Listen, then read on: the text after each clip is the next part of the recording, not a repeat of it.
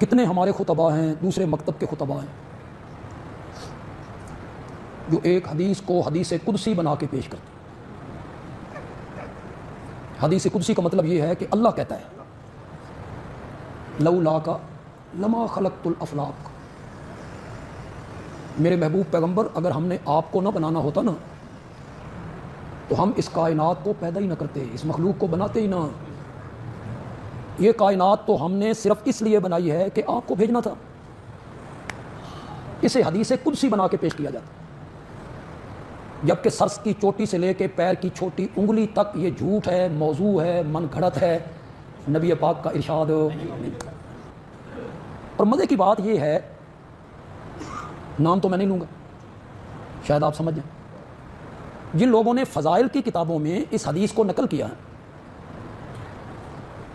کہ اللہ نے کہا آپ کو نہ بنانا ہوتا تو ہم کچھ نہ بناتے، وہ جو عربی عبارت تھی اس عربی عبارت میں یہ تحریر کیا ہے قال علی قاری، حنفیوں کے عالم ملا علی قاری کہتے ہیں ھذا حدیث موضوع، یہ زمانہ تو سا کرو، موضوع کا کیا معنی؟ وضع کرنا، بنانا، گھڑنا۔ ھذا حدیث موضوع ولکن معنی صحیح، لفظ تو اس کے موضوع ہیں، ثابت نہیں ہے لیکن معنی کے لحاظ سے صحیح ہے۔ لفظ موضوع ہے، کھڑے ہوئے ہیں، اور معنی کیا ہے؟ صحیح۔ عجیب بات نہیں؟ بندیالوی صاحب، اگر آپ اپنے گھر میں جھانک لیتے، اگر آپ اپنے گھر میں دیکھ لیتے، میں آپ کو آپ کے گھر کا حوالہ دیتا ہوں، آپ ذرا دیکھیں کہ کس طرح یہ آپ کے اپنے بزرگ بھی یہی کہہ رہے ہیں کہ اگرچہ یہ اس حدیث کی راویان ٹھیک نہیں ہے لیکن یہ حدیث معنی اور مطلب کے لحاظ سے 100% ٹھیک ہے۔ السلام علیکم ورحمۃ اللہ وبرکاتہ، اللہم صلی علی محمد و آل محمد۔ محترم ناظرین، میں آپ کا بھائی قاری مزمل اعجاز الحسینی آج ایک اہم ویڈیو لے کر کے آپ کی خدمت میں حاضر ہوا ہوں۔ آج کی ویڈیو بڑی اہم ہے۔ کیا رسول رحمت صلی اللہ علیہ وآلہ وسلم وجہ تخلیق کائنات ہیں؟ کائنات کا رنگ و بو نبی پاک صلی اللہ علیہ وآلہ وسلم کی وجہ سے ہے؟ یہ عقیدہ رکھنا صحیح ہے یا غلط ہے؟ کتاب و سنت کی روشنی میں انشاءاللہ ہم آپ کی خدمت میں پیش کریں گے۔ یہ عقیدہ کچھ لوگ اس کے انکاری ہیں اور کچھ اس کے ماننے والے ہیں۔ آج انشاءاللہ الرحمن ہم ایک بندے کے حوالے سے گفتگو آپ کی خدمت میں پیش کریں گے۔ سب سے پہلے آپ اس بندے کی یہ ویڈیو دیکھیں اور اس کے بعد بات کرتے ہیں۔ کتنے ہمارے خطبہ ہیں دوسرے مکتب کے خطبہ ہیں جو ایک حدیث کو حدیث قدسی بنا کے پیش کرتے ہیں۔ حدیث قدسی کا مطلب یہ ہے کہ اللہ کہتا ہے لولا کا لما خلقت الافلاق، میرے محبوب پیغمبر اگر ہم نے آپ کو نہ بنانا ہوتا نا تو ہم اس کائنات کو پیدا ہی نہ کرتے، اس مخلوق کو بناتے ہی نہ۔ یہ کائنات تو ہم نے صرف اس لیے بنائی ہے کہ آپ کو بھیجنا تھا۔ اسے حدیث قدسی بنا کے پیش کیا جاتا، جبکہ سر کی چوٹی سے لے کے پیر کی چھوٹی انگلی تک یہ جھوٹ ہے، موضوع ہے، من گھڑت ہے، نبی پاک کا ارشاد نہیں۔ اور مزے کی بات یہ ہے، نام تو میں نہیں لوں گا، شاید آپ سمجھ جائیں، جن لوگوں نے فضائل کی کتابوں میں اس حدیث کو نقل کیا ہے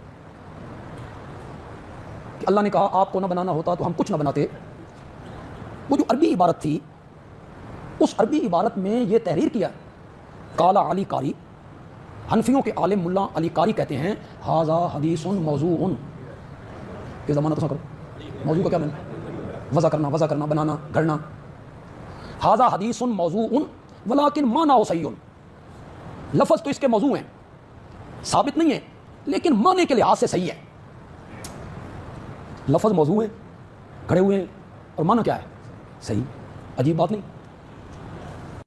جی، آپ نے دیکھا، آپ نے سنا، اپنی آنکھوں سے دیکھا، اپنے کانوں سے سنا۔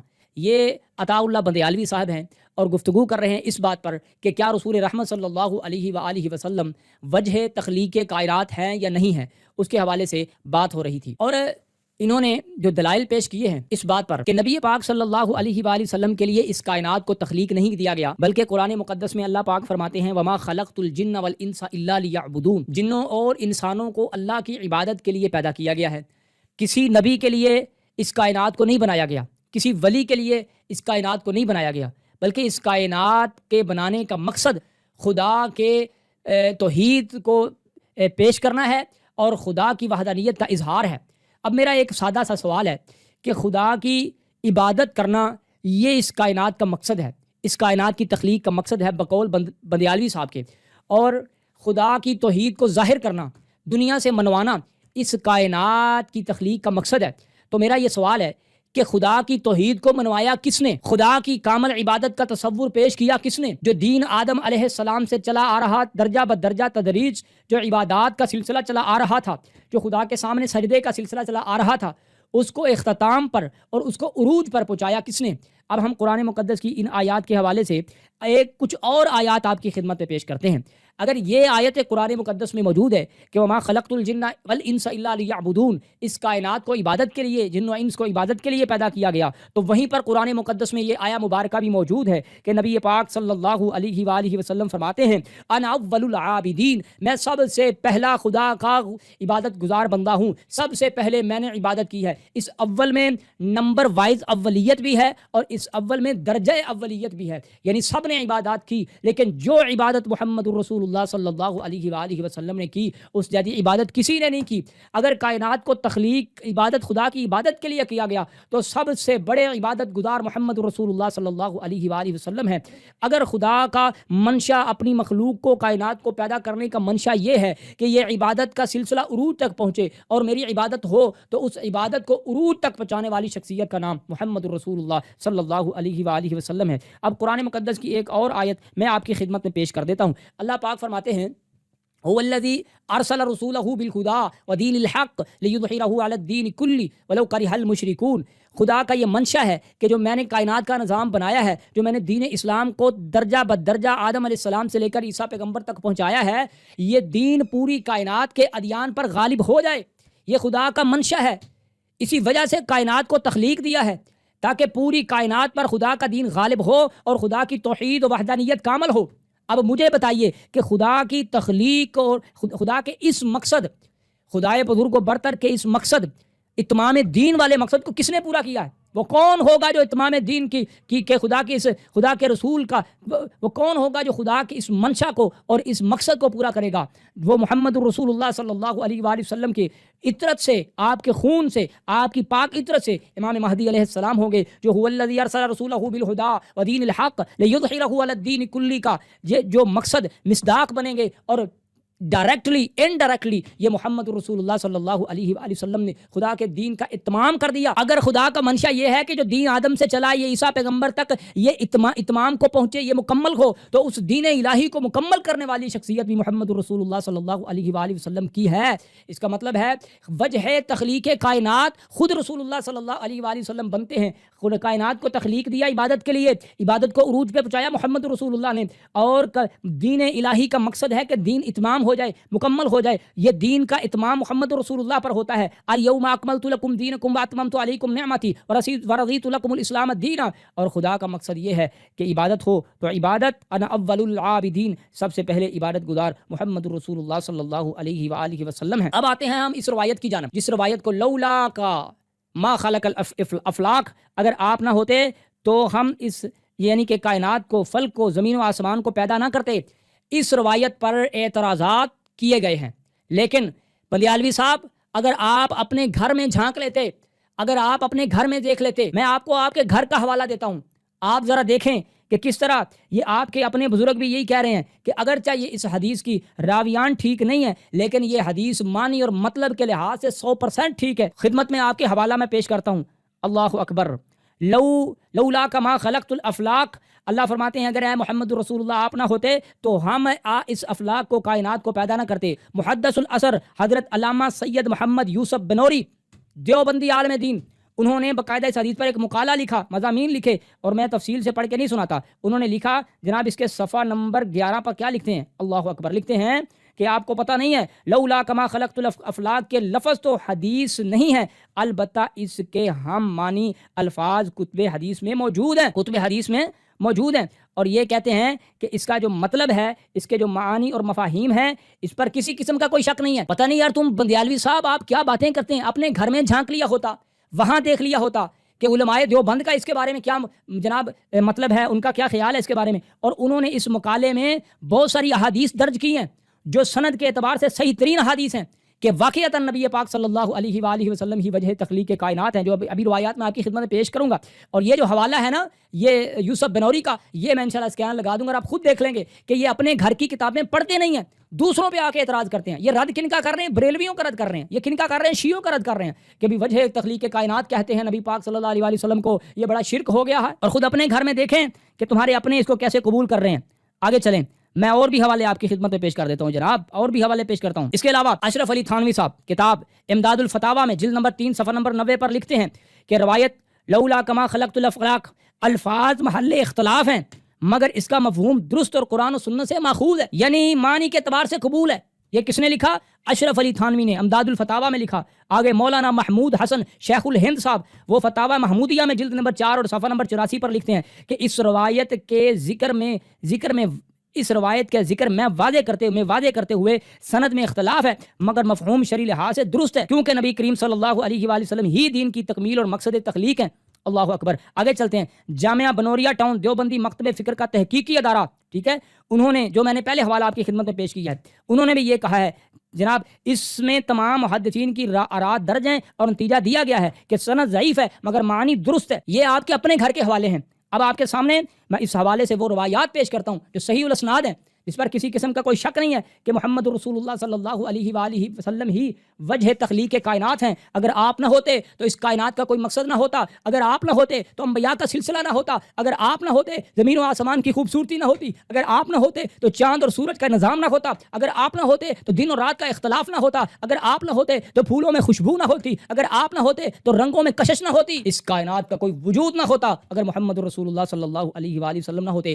خود آپ کہہ رہے ہیں، خود اسی حدیث میں اسی ویڈیو میں کہہ رہے ہیں، آپ سن لیں کہ جب تک اللہ کی زمین پر ایک بندہ بھی کامل مسلمان موجود ہے قیامت نہیں آ سکتی. اور بندیالوی صاحب سنیں ذرا، آپ کے موقف کے مطابق ایک بندہ، عام بندہ اپنے نیک اعمال کی وجہ سے قیامت کو موقوف کر سکتا ہے، قیامت پر اثر انداز ہو سکتا ہے، یعنی وہ روکے رکھے ہے قیامت کو ایک عام بندہ اپنے نیک اعمال کی وجہ سے. اور ایمان اتنا گر گیا ہے، اتنا کمزور ہو گیا ہے کہ ایک عام بندہ اپنے نیک اعمال کی وجہ سے قیامت کو روکے رکھے ہوئے ہے، اس کی وجہ سے قیامت نہیں آ رہی، وہ قیامت کے نظام پر اثر انداز ہو چکا ہے.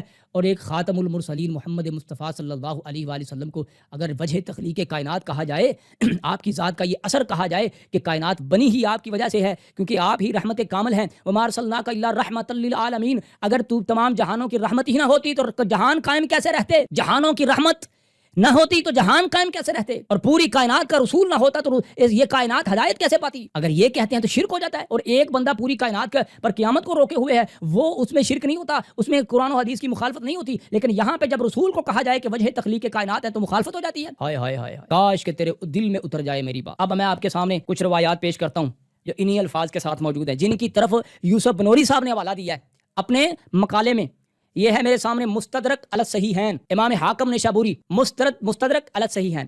سن لیں ذرا مستدرک، روایت نمبر ہے 4227. اور سن لیں یہ روایت عبداللہ ابن عباس سے ہیں رضی اللہ تعالیٰ عنہما. قال اوحى اللہ الی عیسیٰ علیہ السلام. حضرت عیسیٰ علیہ السلام کی طرف اللہ نے وحی کی، یا عیسیٰ آمن باللہ، اے عیسیٰ علیہ السلام آمن بمحمد، محمد صلی اللہ علیہ وسلم پر ایمان لے کے آؤ.